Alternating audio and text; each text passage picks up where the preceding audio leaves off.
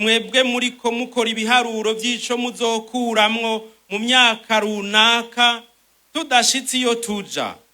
Abarundi bazobagiriza ko mwabahemukiye, ko ataco mwabafashije igihe mwari muhari. Hasigaye imyaka 14 tugashika mu 2040. Ni 14 gusa, ntituzomara mare kandi vyaratanguye. Mbega tuzoba tugeze he? Ahubwo nyene muratubwira twebwe bato bato ico bisigura igihugu cifashe. Iryo jambo risigura iki kuri nyokuru? Risigura iki muhira ku mutumba? Tumenye ico turindiriye, tumenye neza aho tuzoba tugeze, tugira ico twitega. Ataco twiho kwitega naho ntituzomenya ko twahomvye. Muratubwira ivyo tworindira, tumenye ico abarongozi bacu twobitega ko, tumenye nico tubabaza. Twebwe ku mitumba turakene kumenya tuzoba tugeze muri ico gihe. Hazoba hahindutse iki? Tuzoba tubayeho gute? Twitega iki? Ikindi naco muratubwira ico mudusaba kugira natwe tujemwo, dushiremwo natwe, dushiremwo inguvu. Itarenta zacu turazifise, umwe wese ku rugero rwiwe, natwe dushiremwo iziwacu. Erega tutagiyemwo muzava mutubwira ngo ntaco twabafashije. Tubwira aho tuzoba tugeze, mutubwira ivyo mubwirizwa gukora, mutubwira ivyo tubwirizwa gukora, duheze tuje hamwe. N'ivyanka tuze twite ku mwikomo twese, n'ayahandi turabarindiriye. Ukumenya Imana si iciyumviro, ukumenya Imana si amajambo, ukumenya Imana si birori. Kuba twarashize Imana imbere twiyemeje vyinshi, dusabwa kubigendera bigaheza bikagaragara mu buzima bwacu. Turahiriwe ko dufise indongozi zemera ko Imana iriho. Iyo ni intango. Zemera ko Imana ari Imana.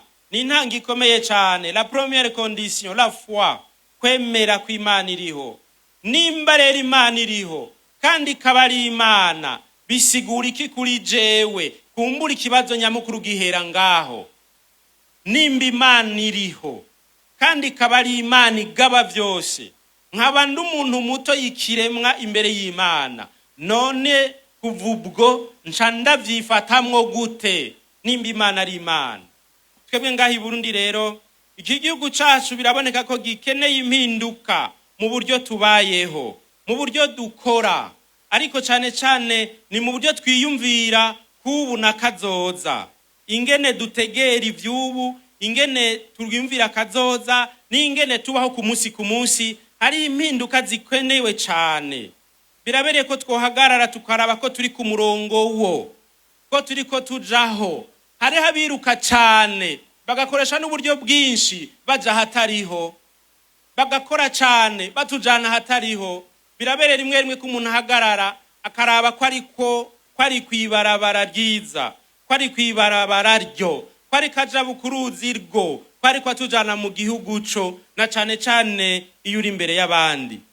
Haro vyinshi twamenyereye bikwiye guhinduka. Turakeneye changement de mentalité, changement d'attitude, changement de comportement. Ko twinje mu mbona kazoza nshasha.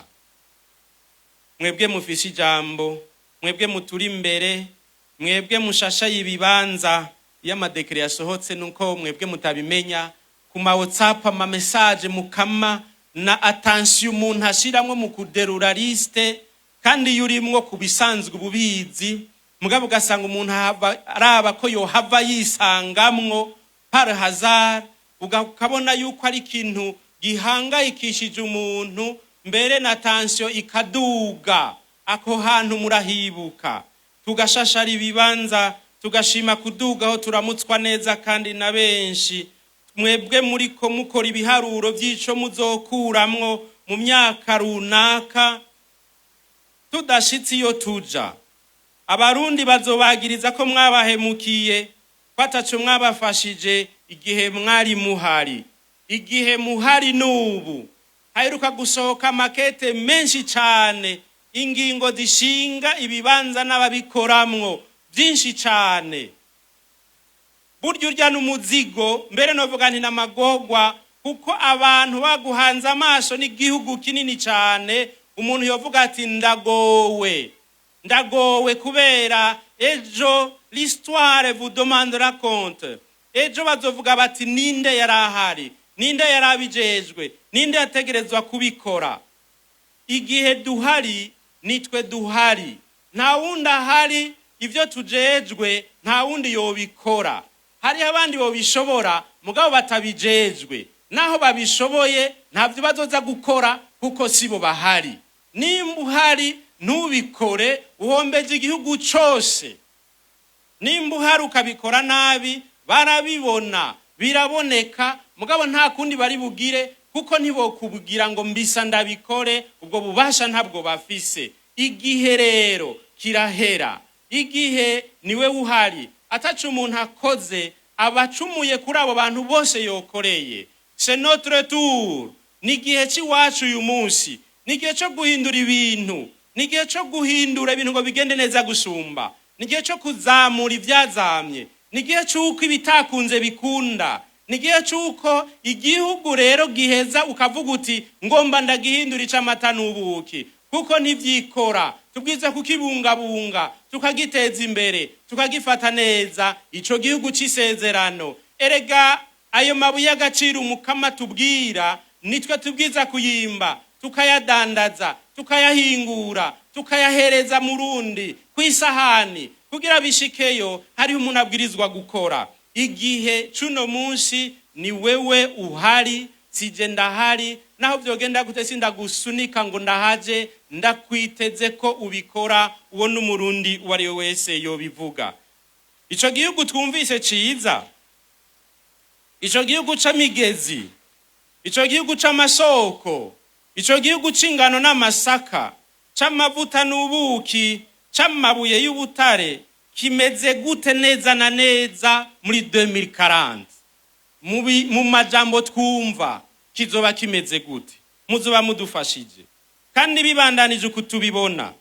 Barya abantu mwaduhaye ngo baturongore, barya batware dufise, mbere bamwe nabo twitoreye twizigiye yuko bazodutwara batujana aho hantu. Barya abakozi tumenyereye mu biro, babandanije kurya tuzi bakora. Ivyo bintu none mwumva bizoshika?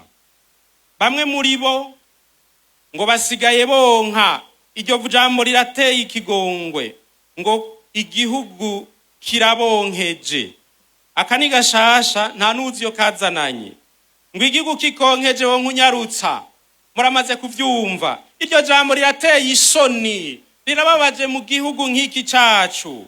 Mukabona kiratemvye, muramenye iyo vyazananye bazabonsa ari benshi batagaburira iyo nka, utunyana two tuzoba twarapfuye kera. Iyo mvugo siyo, mbere ntaho nusubira no kuyikoresha muri buno Burundi. Nico gituma byari bibereye ko haba impinduka mu mitwe yacu, mu mitima yacu, mu bwenge bwacu.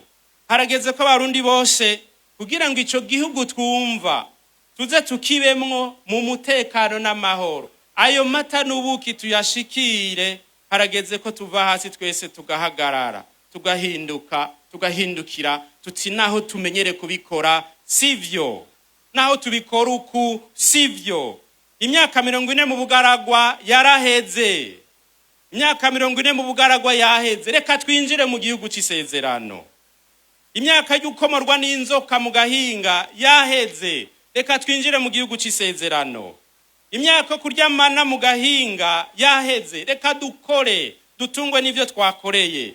Imyaka yo kwama duhangayitse dutinya ibihugu by'Abafilisiti, by'Abagoriyati n'abandi yaheze, reka dushike mu gihugu c'amahoro n'umutekano. Harageze ko tujabuka Yordani twinjire mu bihe bishasha, le temps du changement de mentalité, kugira ngo byukuri dushike muri ico gihugu c'isezerano.